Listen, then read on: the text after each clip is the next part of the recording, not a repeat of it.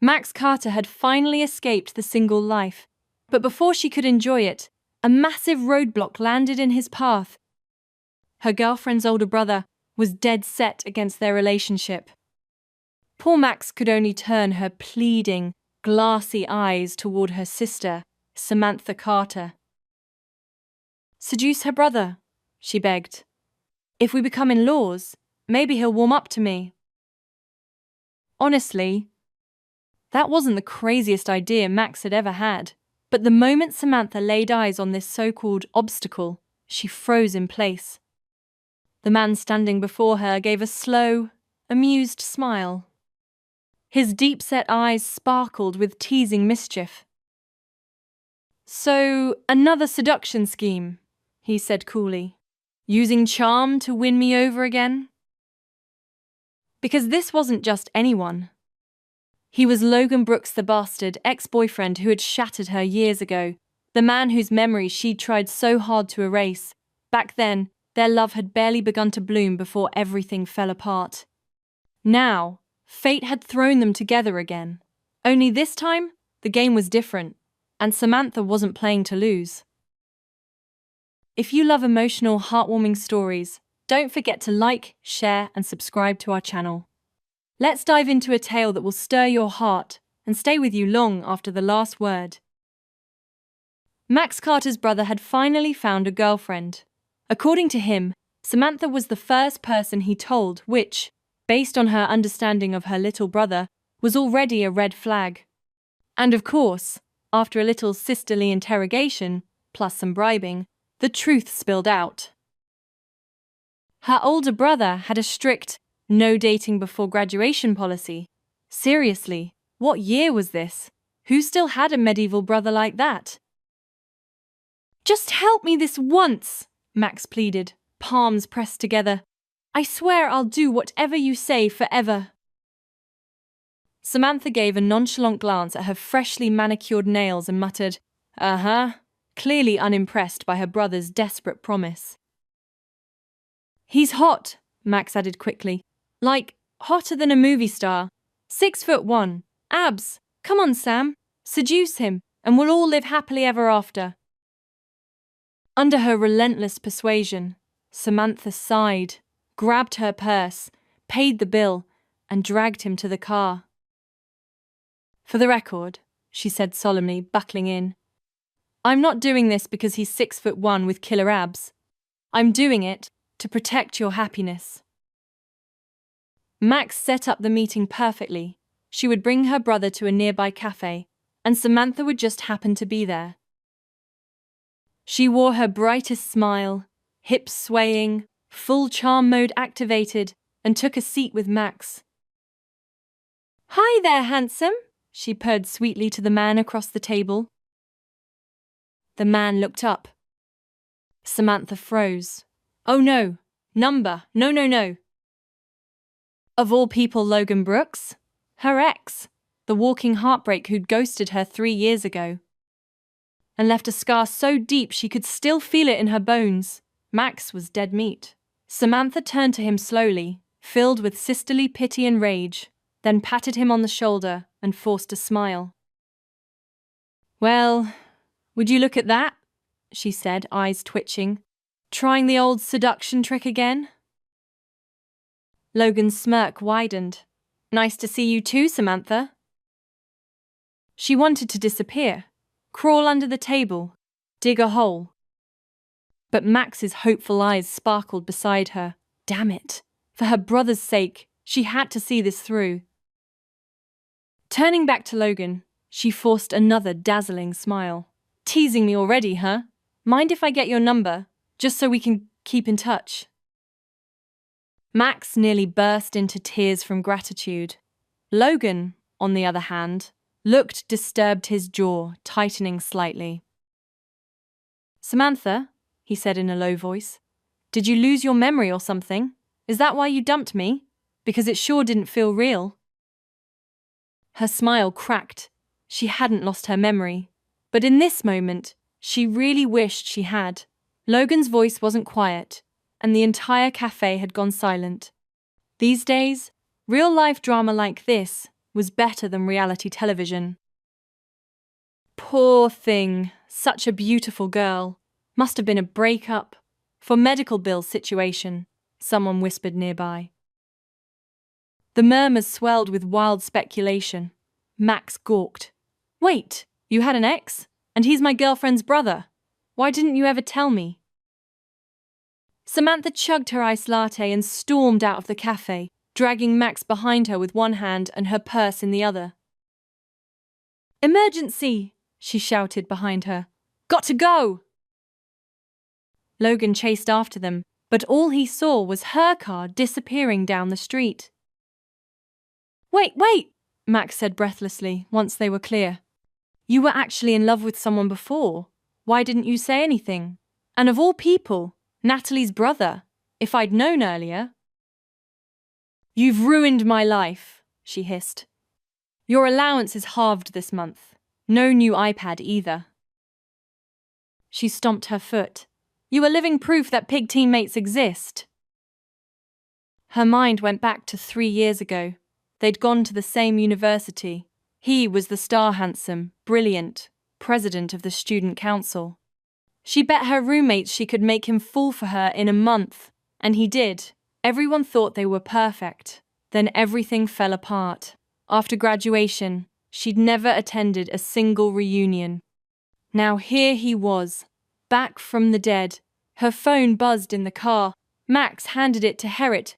Was an unknown number. Hello? Samantha, you really blocked every single one of my numbers?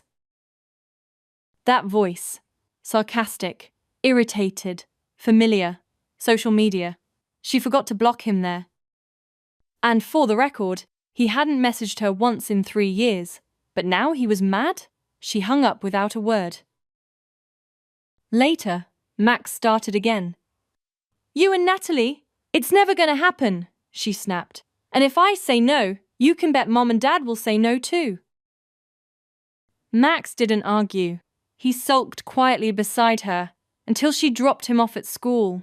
Usually, he'd wave and shout goodbye. This time, he just walked off. Samantha sighed.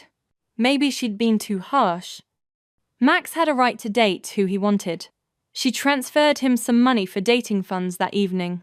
He didn't reject it. No problem in this world couldn't be smoothed over with money. The next day, Samantha walked into work humming a tune until she noticed everyone's weirdly cheerful mood. What's going on? She asked her desk neighbor Chloe. Chloe leaned in like she was about to drop national gossip. Old man Trent got transferred. We're getting a new branch manager. What? Samantha had spent months buttering up Mr. Trent for a team lead promotion. And now? One day off and he's gone? Chloe kept going. The new guy? Super hot. Grad from our alma mater too. Got any ideas, Sam? Samantha felt like she'd been punched in the gut. Her entire promotion plan gone. Just like that. She sulked all the way into the conference room for the new manager's first meeting. And then, a tall man in a sharp suit stepped inside. Strong build, confident stride. That watch looked familiar. She looked up. Logan Brooks! Again?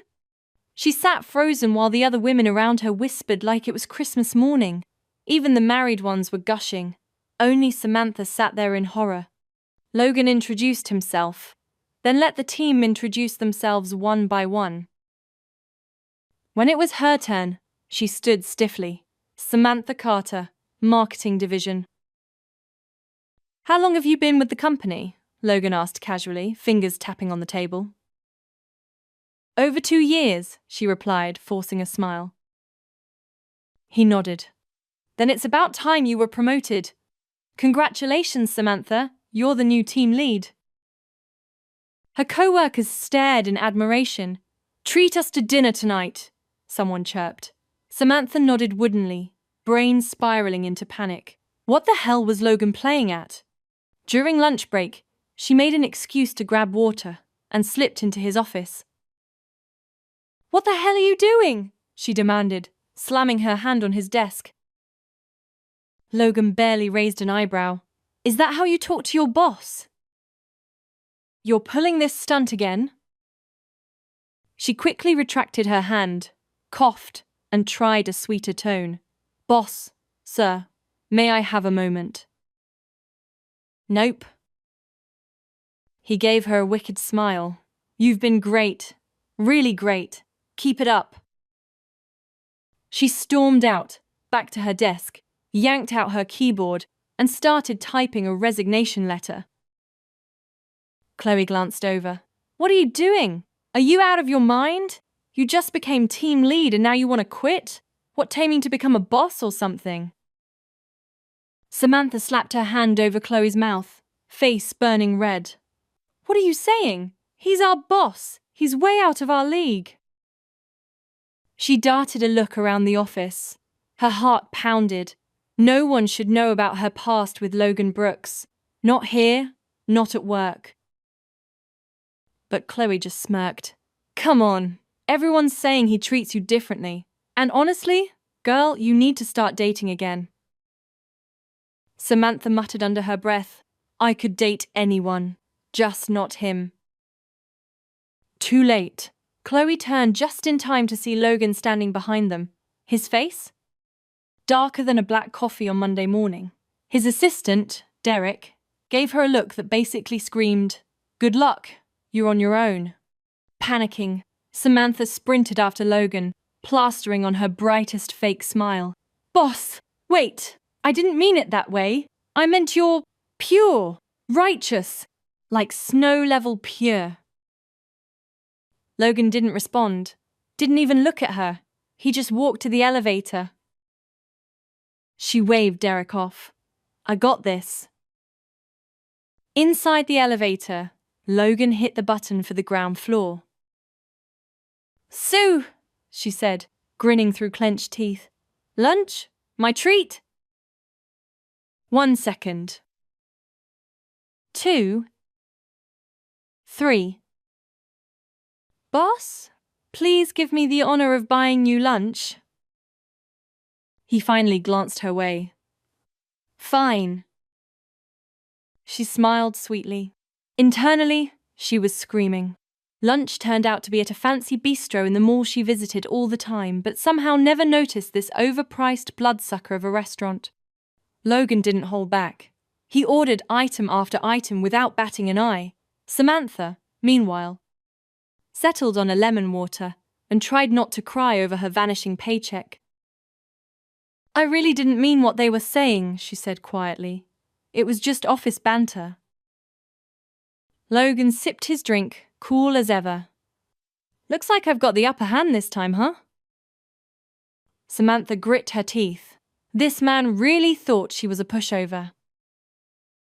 You gonna kill me or just ruin my life slowly? She said, smiling sweetly. He chuckled. You're not even going to explain why you ghosted me 5 years ago? Because I wanted to. I stopped loving you. Simple. He stared. No, I didn't lose my memory. No, I didn't have cancer. You've clearly read too many melodramatic web novels. His expression darkened. And yes, she added, calmly slicing her overpriced steak, it was because of Lila. His eye twitched. Lily, his childhood friend, his family's golden girl. The one who once threatened Samantha to stay away from him, or else she'd bring the drama straight to her parents' doorstep. He hadn't known. Or at least, pretended not to. And don't act surprised, she said. You never once asked me what I was feeling. You assumed you knew everything. So yeah, I left. He clenched his jaw. Why didn't you say anything? Oh, I did. I called you. A woman picked up. Who knows where you were at the time? Honestly, your mum hated me. We had no future. He looked like he was about to cry. That was our housekeeper. I left my phone in the living room. Well, now I know. Doesn't change a thing. The waiter noticed the rising tension and cautiously asked if everything was all right. Samantha smiled politely. We're good. Logan didn't think so. You're really heartless. And you're really delusional if you think we're getting back together. He grabbed her sleeve. Can't we at least talk? She yanked her arm away. What do you think love is, Logan? A Netflix subscription you can pause and resume whenever. The look on his face was priceless. She marched out, giggling all the way to her car. People probably thought she'd lost it. Back at the office, she remembered something terrifying she hadn't paid for lunch. Just as she began to panic, Chloe and the others returned from break. You okay? Chloe asked. Did he chew you out? Samantha blinked, then an idea hit her. She put on her best pitiful expression. What good is a handsome boss if he's still a ruthless capitalist? I tried to apologize, and he dragged me to a place that cost 10 grand per meal. My whole paycheck is gone. You paid! Chloe gasped. Samantha sniffled dramatically. Yeah, it's instant noodles for me this month. Everyone awed. The dinner party got postponed, and her shopping budget got a breather. Genius! Right when she started feeling smug about her scam, Derek called her into the boss's office. You okay in there? Chloe asked. Probably just boss stuff, she said casually. New team lead after all. Inside, Samantha took a deep breath. About the bill, I'll transfer the money right away. I'm not trying to freeload or anything. Logan raised an eyebrow and handed her his phone with a QR code. 9.3 million, he said. 3,000 for tip? Keep it. She paused. Thanks. Also, he added, I heard every word you said. Samantha muttered under her breath, heart sinking. I didn't bring my phone. I'll transfer it later, okay? Logan rolled his eyes. Sure. After all, I'm just a one-hit wonder with a torch of a heart. Then, without warning, he pulled her onto his desk. Their position? Way too close for comfort. Samantha's face burned as she stammered, Logan, this is the office. What are you doing? What could I possibly do to you? He teased, mocking her panic. You said you wanted to get back together, right? Fine, I'll consider it, she snapped, trying to wriggle away. And why would I want to? Logan shot back. Because you sing some viral jingle? Samantha fled the office in embarrassment, makeup smeared, blouse wrinkled, eyes glistening. She glared at herself in the mirror, fixed her look, and marched right back like a queen. For the rest of the week, Logan summoned her into his office non-stop. Since you know Love on Fire, you're clearly the only one I trust with this, he'd smirk. By Friday, she considered quitting, or homicide. Then came family dinner. Her mom had summoned her to pick up her younger brother. Of course, the kid was humming Love on Fire. Hum that again and I'll personally end your music career, she hissed, smacking him with a napkin. At dinner, her mum casually dropped a bombshell. Sweetheart, when are we meeting your boyfriend? She glanced at David, her childhood friend and dinner guest. When he brings home a girl, I will too. David grinned. Already promised Mom I'm getting married next year. Backstabber. Her mom beamed. Perfect! Bring your boyfriend tomorrow night. Samantha laughed nervously. He's busy. I'm busy. We're very busy. Next month, then. No more excuses. The second she got home, she opened her laptop and joined a matchmaking service. She booked 3 blind dates the next day, all far, far away from her workplace. The next morning, she dolled up like it was prom. Perfume, lashes, the works. Date number 1 greeted her with spinach in his teeth. You're Love on Fire, right? Oh no! He wore a shiny suit and pitched his life like a timeshare. 2 houses, solid savings, and an offer. Be my housewife. We can register our marriage today. What the before? She thought money fixed everything. Now she wasn't so sure. I'm more into guys over 6 feet with six-packs and Hollywood faces, she smiled sweetly. He stormed off, insulted. Shallow woman! She heard a familiar snort. Logan. Of course. Sitting a few tables back, sipping wine like this was dinner theatre. What are you doing here? She snapped. Restaurants in my neighborhood, sweetheart. You came to me. She stormed off again. Date number 2 arrived next. My mom wants grandsons, hates girls. That's cool? Samantha blinked. Wait, your mom's a woman and she hates girls? We don't have to rush. 1 month to get to know each other, then babies. And then I share a bed with your mom? He stood up. How dare you insult my mother? She sighed. Next. She caught Logan watching again like he was enjoying a reality show. Finally, date number 3 appeared. A boy. No exaggeration, he looked barely legal. Your love on fire, right? He asked shyly. Kid, shouldn't you be in algebra class? He smiled, blushing. I'm 22, totally legal. I own a car, I have savings, I don't party, I'm basically husband material. She blinked. What now? Too adorable to yell at, too young to date. Samantha slumped into her chair. This was her rock bottom. Behind her, Logan spoke up dryly. Correction, I'm your 3rd blind date today. Samantha spun around, glaring. Shut it! She turned back to the boy across from her, face softening. How old are you? It had taken 3 rounds of awkward dates to finally get her food, and now she was facing someone who looked barely legal. I'm 22, legally eligible, only child, own a house, car, savings, no bad habits, law-abiding citizen. He nodded solemnly. She stared.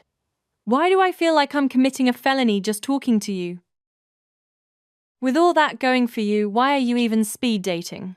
He smiled slyly. Fate, I guess. Fate, huh?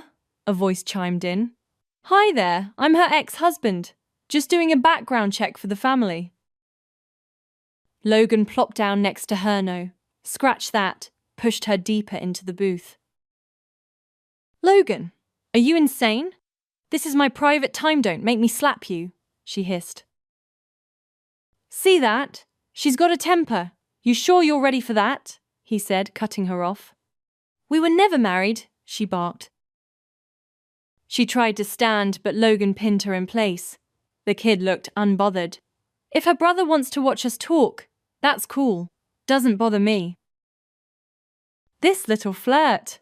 Why was she kind of into it? Samantha flashed a sweet smile. All right, whatever you say, darling. The situation was now so absurd that even the waitstaff peeked over curiously. Logan quipped, Kid, I don't think you can handle Samantha here. Under the table, Samantha pinched his thigh hard. Boss, stop joking. I know you're just worried I'll end up with a weirdo. Rest easy. Joke's over now, right? She said pointedly. But Logan pulled her close, arm draped possessively. Your speed, dating behind my back. What about our son, huh?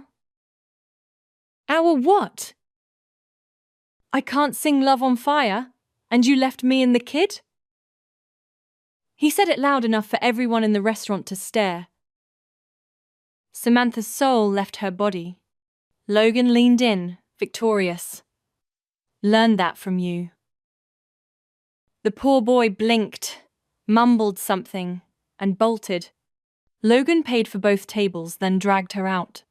I'm 6'1", in shape, rich, law-abiding. So, interested? She narrowed her eyes. Not even a little. His face fell. His eyes glistened. She faltered. What now? He sulked. You cried over your ex, drank yourself stupid, and stayed single for 3 years. You can't tell me you're over me. Who told you that? Lies. I thrived post-breakup. You called my name during a fever. You buy cake every year on the 20th of August. That's my birthday. She slapped her forehead. You're embarrassing yourself. Vicky told me. Said you go to bars.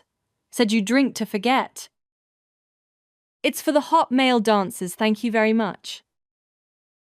He looked crushed. Marry me. Samantha nearly choked. What? His voice wobbled. Marry me. I don't care about anything else anymore.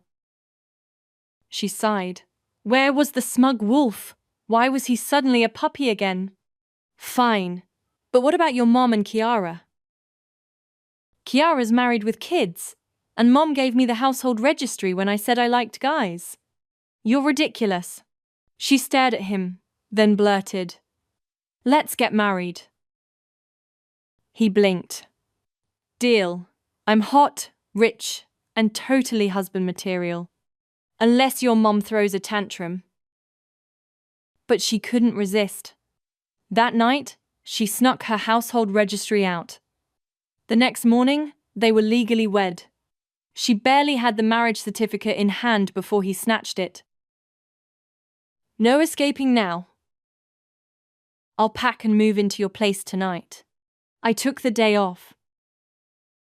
Minutes later, she got a notification. Logan Black has approved your leave request.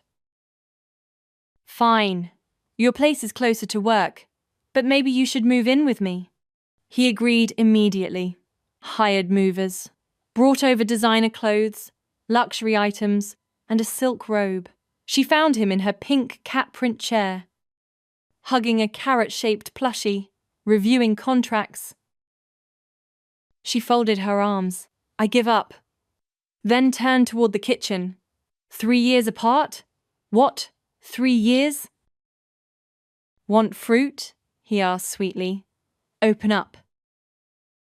He shoved a cherry into her mouth. Taste good? Had them delivered just now. She smirked. Sweet, like you. His expression soured. She laughed. They'd agreed to keep their marriage secret at work, pretending they were still just boss and employee. Later, Vicky invited her to a barbecue. Restaurant charges $12 a head. That's reasonable, right? Samantha raised a brow. Vicky cracked. Okay, I spilled, but he's so generous, and it's obvious he likes you. He literally has a photo of you napping in class as his lock screen. You still miss your awful ex. Logan's worth 10 of him. You know what's funny? Samantha said, spearing a slice of pork. What? That awful ex you keep talking about might just be Logan. Vicky froze mid-bite, choking on a pepper. Wait, what did you say? Yup. Samantha's smirk deepened. You just trashed our boss, to his face. Vicky went pale. I don't want to get fired. My mom, my cat, they depend on me. Samantha laughed and patted her back. Relax. If he didn't fire you on the spot, he won't. As for the marriage license, still a secret. She figured Vicky would combust from the shock. Unfortunately, her mom found out first. Mrs. Sullivan stormed into her office with a death glare and the family register in hand. Samantha had to think fast. Mom, look! Logan's here to meet the family. The man of the hour walked in carrying a gift basket stacked with delicacies, vitamins, and an iPad for her brother. "Oh, Logan, come in, Samantha. Why didn't you bring him home sooner?" her mum cooed, dragging her brother to get tea. Her dad cooked in the kitchen, but her mom ran the show. "Auntie, I wanted to come earlier, but Sam wouldn't let me," Logan said, voice syrupy sweet. "This manipulator," Samantha seethed. Her mom, under the impression Logan came from a modest background, asked gently, "So, what do your parents do, dear?" Samantha subtly nudged Logan's foot under the table. "Ow, what was that for?" Her brother blurted out, "You don't know Logan Black? His dad is Charles Black. His mum's a famous actress." Mrs. Sullivan gawked. "Wait, your father is Charles Black?" Samantha glared at her brother. "When did you find out?"